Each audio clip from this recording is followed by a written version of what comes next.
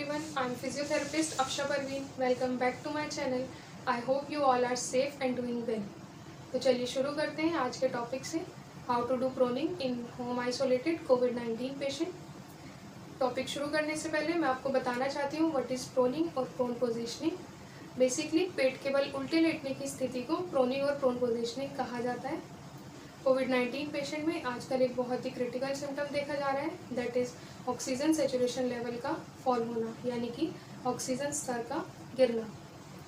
कुछ पेशेंट्स जिनका oxygen saturation level 95 से 100% के बीच में आता है, उनको हम नॉर्मल कंसीडर करते हैं, बट कुछ कोविड-19 पेशेंट का ऑक्सीजन सेचुरेशन लेवल 94% से नीचे गिर जाता है।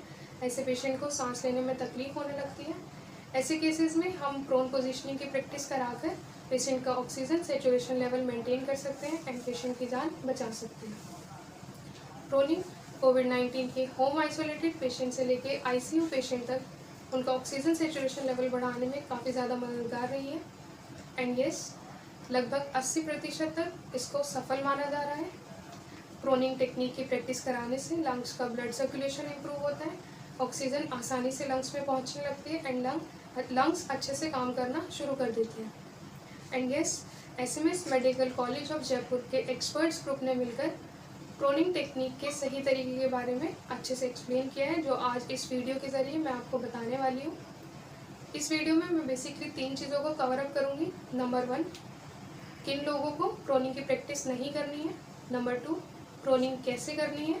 एंड नंबर 3, प्रोनिंग करते वक्त किन बातों का ध्यान रखना है। तो सबसे पहले मैं आपको बताती हूँ किन लोगों को प्रोनिंग की प्रैक्टिस नहीं करनी है। सबसे पहले प्रेग्नेंट लेडीज़। नंबर 2, जिन लोगों को दिल की बीमारी हो। नंबर 3, जिन लोगों को रीढ़ की हड्डी से रिलेटेड कोई प्रॉब्लम हो। नंबर 4, जिन लोगों को हिप बोन या फिर थाई बोन फ्रैक्चर हो। एंड लास्ट वन इज़ खाना खाने के तुरंत बाद प्रोनिंग की प्रैक्टिस नहीं करनी है। तो चलिए अब मैं आपको बताती हूँ कि प्रोनिंग कैसे करनी है। प्रोनिंग करते वक्त लगभग 4 से 5 तकियों का इस्तेमाल होगा। सबसे पहले पेशेंट को पेट के बल उल्टा लेटाना है। पहला तकिया गर्दन के नीचे सामने से रखना है, फिर 1 या 2 तकिए गर्दन, छाती और पेट के नीचे रखने हैं। अगर पेशेंट मोटा है तो वो अपनी सहूलियत के हिसाब से अपने तकिए को या तो पतला कर ले या फिर 1 तकिए का इस्तेमाल करें। उसके बाद आखिरी के 2 तकिए पैरों के पंजों के नीचे रखने हैं। ध्यान रहे, इस टेक्निक के दौरान पेशेंट को गहरी लंबी सांस लेते रहना है। इस प्रोनिंग टेक्निक को आप करीब 30 मिनट से लेके 2 घंटे तक प्रैक्टिस कर सकते हैं। एंड यस, इस दौरान पेशेंट की पोजीशन को बदलते रहना ज़रूरी है। पोजीशन कुछ इस तरीके से बदलेगी। पोजीशन नंबर 1, यानी कि इनिशियल 30 मिनट पेशेंट को प्रोन पोजीशनिंग में लेटाना है, यानी कि पेट के बल उल्टा लेटाना है, जैसे मैंने अभी आपको एक्सप्लेन किया। उसके बाद पोजीशन नंबर 2, यानी कि नेक्स्ट 30 मिनट पेशेंट सीधे हाथ की तरफ करवट लेकर लेटेगा। उसके बाद पोजीशन नंबर 3, वो 30 मिनट पेशेंट 2 या 3 तकियों का इस्तेमाल करते हुए दीवार का या फिर बेड का सहारा लेकर बैठेगा।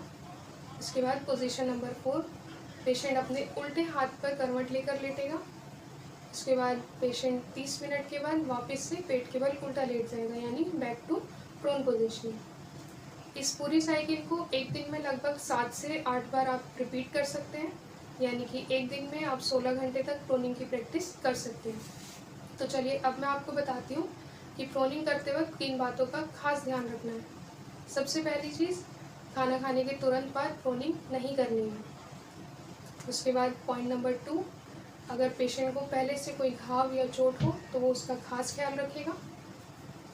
पॉइंट नंबर 3, इन केस जो प्रेशर एरियाज़ होते हैं, यानी कि जब आप पेट के बल उल्टे लेटते हैं तो आपके कुछ प्रेशर एरियाज़ होते हैं, जैसे आपकी कोहनी हो गई या फिर आपका घुटना या नी हो गया, तो उन एरियाज़ को आप तकियों की या फिर चादर की मदद से प्रोटेक्ट कर सकते हैं, कंफर्टेबल पोजीशन में लेट सकते हैं। So this is all about proning.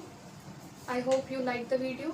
In case अगर आपको कोई डाउट हो तो आप मुझे कमेंट कीजिए। अगर आपको वीडियो पसंद आई है तो लाइक कीजिए, मेरे चैनल को सब्सक्राइब कीजिए एंड अपने फैमिली एंड फ्रेंड के साथ इस वीडियो को शेयर करना ना भूलें। Thank you so much. Be safe, be healthy.